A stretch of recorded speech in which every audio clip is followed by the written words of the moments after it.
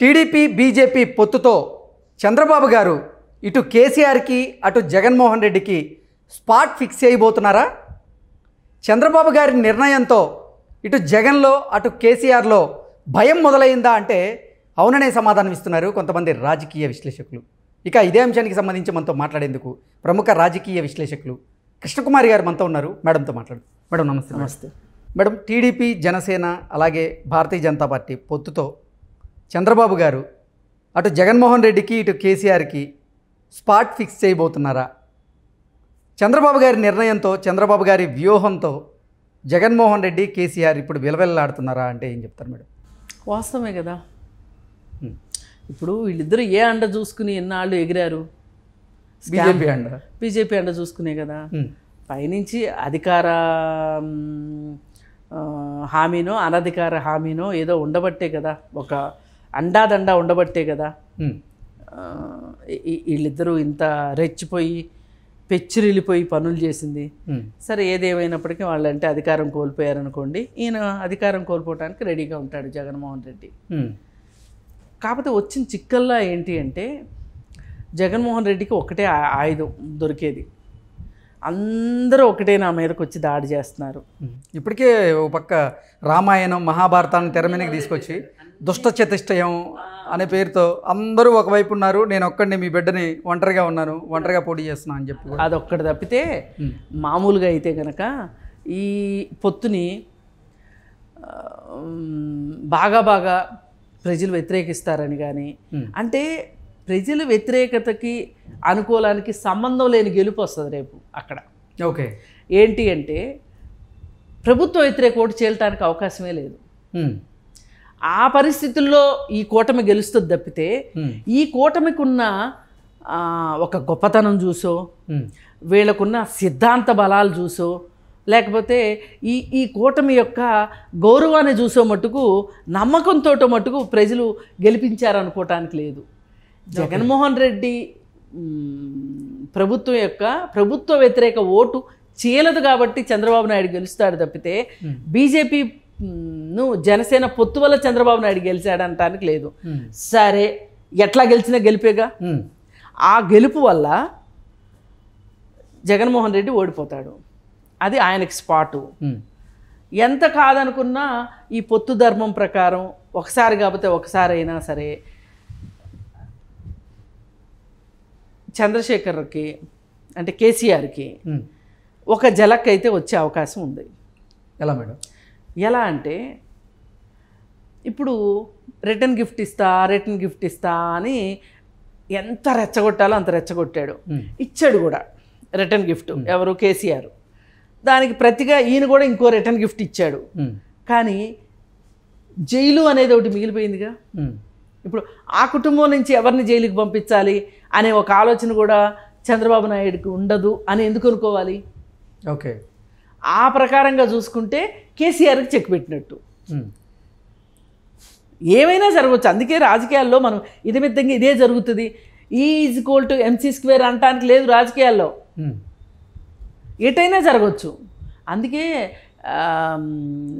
రాజకీయాల్లో జ్యోతిష్యాలు చెప్పలేంది. అందుకే మనం ఆడెవడో పనికిమాల జ్యోతిష్కుడు చెప్పాడు కానీ వేణుస్వామి లాంటోడు ఇక్కడ టీఆర్ఎస్ఏ గెలుస్తుంది, ఎకాయికన కేటీఆర్ సీఎం అయిపోతాడని చెప్పాడు. ముందు కేసీఆర్, తర్వాత కేటీఆర్ కాదు, ఎకాయికన అని చెప్పాడు. కాబట్టి అలాంటి పిచ్చి జ్యోతిష్కాలు చెప్పడానికి కుదరదు. ఏం చెప్పినా ప్రజల నాడిని బట్టి, ప్రజలు ఎదుర్కొంటున్న సమస్యలు బట్టి, అలాగే అధికారంలో ఉన్న పార్టీ చేసిన అసమర్థ పాలన వల్ల గెలుపోవటములు ఉంటాయి తప్పితే జ్యోతిష్యాలు చెప్పినంత మాత్రాన కావు. అందుకే మనం కూడా జ్యోతిష్యాలు చెప్పడానికి లేదు. ఇప్పుడు మనం ఎట్లా మాట్లాడగలుగుతున్నాము? ఒక శాస్త్రీయంగా ఒక విషయం ఏంటంటే అధికార పార్టీకి అధికార యంత్రాంగాన్ని ఉపయోగించుకోగలిగిన అవకాశం ఎంతైతే ఉంటుందో ప్రభుత్వ వ్యతిరేకత అనేది కూడా అంతే స్థాయిలో పనిచేస్తుంటుంది. ఆ వ్యతిరేకతని ఎవరైతే సొమ్ము చేసుకుంటారో, ఎవరైతే ప్రజల దృష్టికి తీసుకెళ్ళగలుగుతారో, ప్రజల దగ్గర నమ్మకం తెచ్చుకోగలుగుతారో వాళ్ళు గెలుస్తారు. ఓకే, ఇది రాజకీయాల్లో అంటే విశ్లేషణ ఎలా ఉంటుంది. అంతేగాని ఆయన రాసి ఈయన రాసి ఆయన శని ఆ పాదంలో ఉంది కుజుడు ఇవన్నీ కాదండి, ఇవన్నీ కాదు. మనం అనుకునేటట్లు ఒక గెలుపుకి ప్రామాణికం కానీ ఓటమికి కారణం కానీ ఒక్కటే ఉంటుంది. అధికారంలో ఉన్నవాడు సరిగా పరిపాలిస్తే, అన్ని వర్గాలకి న్యాయం చేస్తే, మేనిఫెస్టో ప్రకారం ఉంటే, భోంచేయటం తగ్గిస్తే గెలుస్తాడు. దీనికి పూర్తి రివర్స్ చేశారనుకోండి, భోజనమే మా మొదటి కార్యక్రమం అనుకున్నారనుకోండి, మిగతా అన్ని గాలికి వదిలేశారనుకోండి, వీళ్ళని కూడా గాలిలోకి పంపిస్తారు. ఇది జరిగేది. ఓకే, ఓవరాల్గా అయితే నిజంగా అంటే చంద్రబాబు గారి వ్యూహం వల్ల జగన్మోహన్ రెడ్డి ఇటు కేసీఆర్ విలవిల్లాడుతున్నారా అంటే? అంటే ఇది ఒక రకంగా చంద్రబాబు నాయుడు వ్యూహం అంటానికి కూడా లేదు ఇక్కడ. ఇప్పుడు ఇక్కడ బలవంతం పొత్తు ఎవరు చేస్తున్నారు? అసలు నిజానికి చంద్రబాబు నాయుడు కొంచెం భయంగానే ఉన్నాడు ఈ పొత్తులోకి వెళ్ళటానికి. ఎందుకు మేడం? ఎందుకంటే అమ్మో బీజేపీ ఏం చేస్తో తెలియదు, అది అసలే గత్తర్ పార్టీ అనే భయం ఉంటుంది. పోయినసారి ఇచ్చిన మాట ప్రకారం లేరు, దానివల్ల నేను అధికారం కోల్పోయాను, ఇలా రకరకాలు ఉన్నాయి కదా, భయాలు ఉన్నాయి కదా. మళ్ళీ మొన్న ఎంతైనా కానీ బీజేపీ పార్టీ మూడో కన్ను తెరిచి జగన్మోహన్ రెడ్డి చేత అరెస్ట్ చేయించిన విషయం కూడా ఐడియా ఉంటుంది కదా. ఏం చేస్తారో అనే ఒక భయం అయితే ఉంటుంది కదా, గెలుస్తానో గెలవనో అని. ఇవాళ జగన్మోహన్ రెడ్డికి గెలుపు ఎంత అవసరమో చంద్రబాబు నాయుడికి కూడా అంతే అవసరం. ఇద్దరు పోటాపోటీగా తలపడుతున్నారు. ఎందుకంటే ఈసారి ఈ ఇద్దరిలో ఎవరు ఓడిపోయినా ఆ పార్టీకి మనుగడ ఉండదు. ఎందుకంటే 2 సార్లు అధికారంలోకి రాలేదు అంటే ఈ కేడర్ ఏమైపోతుందో అనే ఒక భయం చంద్రబాబు నాయుడుకి ఉంటుంది. ఇప్పుడు నేను గెలవకపోతే నా కేసులు వాటి గురించి మళ్ళీ జైలుకి వెళ్ళాల్సి వస్తుందేమో అనేది ఒక భయం. రెండో భయం, కాంగ్రెస్ పార్టీ కాచు కూర్చునుంది. అధికారంలో రాకపోతే మొత్తం ఎండ్రకాయలు మొత్తం ఆ గంపలోంచి ఈ గంపలోకి దొరుకుతాయి. గంప రెడీగా ఉంది. మామూలుగా ఇదివరకు ఏంటంటే గంప రెడీగా లేదు కాబట్టి ఎటు వెళ్ళాలో తెలియక దిక్కుతోచక అక్కడే చచ్చినాయి అవి ఆ ఎండ్రకాయలు. ఇప్పుడు గంప రెడీగా ఉంది కాబట్టి ఇటువైపు వచ్చేస్తారు. ఇక నేనంటూ లేకపోయిన తర్వాత నేనంటూ గెలవకపోతే నా పార్టీ ఏముండదు అనే భయం జగన్మోహన్ రెడ్డికి ఉంది. ఇప్పుడు వీళ్ళిద్దరికీ జీవన్మరణ సమస్య ఇది. అందుకే చంద్రబాబు నాయుడు కూడా ఒక్క అడుగు వాళ్ళు ఎన్ని మాయోపాయాలు చేశారని తెలిసినా, ఆంధ్ర రాష్ట్రానికి ఎంత అన్యాయం చేశారని తెలిసినా కానీ తల ఒగ్గి పొత్తుకి సిద్ధమవుతున్నాడు అంటే ఆ పొత్తు వెనకమాల ఇన్ని కారణాలు ఉన్నాయి. ఆ బీజేపీ పార్టీ యొక్క గెలిచినా పరిపాలన చేయనిస్తలేదు అనే భయం. ఓడిపోయాక కూడా వాళ్ళు ఏం చేస్తున్నారు, ఎమ్మెల్యేలు లాగి అధికారం తీసుకుంటున్నారు కదా.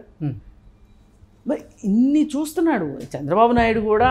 ఏదో ఇవాళ నిన్న మొన్న వచ్చిన ఈ పవన్ కళ్యాణ్ లాగానో లేకపోతే జగన్మోహన్ రెడ్డి లాంటి రాజకీయ నాయకుడైతే కాదు కదా. కాంగ్రెస్ నుంచి ఎన్నో చూశాడు, ఎంతోమందిని చూసిన నాయకుడు అతను. మరి ఆ పద్ధతిలో చూసుకుంటే అతని అనుభవం ప్రకారం ఈ నిర్ణయం తీసుకుంటాం వెనకమాల అతన్ని నెట్టిన పరిస్థితులు ఏంటంటే, ఒక పక్క బీజేపీ ప్రయత్నపూర్వకంగా పొత్తుకు ఒప్పిస్తున్న పద్ధతి, ఆ పొత్తుకు ఒప్పుకోకపోతే ఆ పార్టీ ఏం చేస్తుందో అనే ఒక భయం ఒకటి, అలాగే ప్రభుత్వ వ్యతిరేక ఓటు చీలిపోతుందేమో అనే భయం ఒకటి. ఇప్పుడు ఎవరైనా చాలా సింపుల్గా అనొచ్చు, అదేంటండి నిన్న మొన్నటిదాకా ఇబ్బంది పెట్టిన పార్టీతోటి పొత్తు ఏంటండి, దారుణంగా దరిద్రంగా కన్నామా విన్నామా, అసలు ఊహించలేదు ఇట్లాంటివి అని మాట్లాడవచ్చు. మీరు నేను కాదు కదా అక్కడ ఫైట్ చేస్తుంది, చంద్రబాబు నాయుడు కదా. నిన్న కాక మొన్న 50 రోజులు జైల్లో ఉండొచ్చినాడు కదా ఏమీ లేని కేసులో. రేపొద్దున బీజేపీ కనుక మూడో కన్ను ధరిస్తే సాక్షాత్తు ఇప్పుడు డిప్యూటీ సీఎం ఇంకా జైల్లోనే ఉన్నాడు, ఢిల్లీ డిప్యూటీ సీఎం. ఆయన వాళ్ళు తలుచుకోలేదు కాబట్టి కవిత చక్కగా ప్రెస్ మీట్లు పెడుతుంది. ఇక్కడ జగన్మోహన్ రెడ్డి 16 కేసులున్నా రాజ్యం చేస్తున్నాడు. మరి నేను గనక వాళ్ళతోటి స్నేహహస్తం గనక ఇవ్వకపోతే రేపు నా పరిస్థితి ఏంటి అని ఆలోచిస్తాడు కదా. అంటే ఇవన్నీ ఒక నిర్ణయం తీసుకుంటానికి సరియైన కారణాలా అంటే ఏమో నేను చెప్పలేను. కానీ అతను ఈ కారణాలన్నీ వెంటాడుతున్నాయి కాబట్టే బీజేపీ తోటి పొత్తుకు రెడీ అవుతున్నాడు. దీన్ని ప్రజలు ఎలా స్వాగతిస్తారు అనేది పెద్ద ప్రశ్న. జగన్మోహన్ రెడ్డి దీన్ని ఎలా క్యాష్ చేసుకుంటాడు అనేది ఇంకొక ప్రశ్న.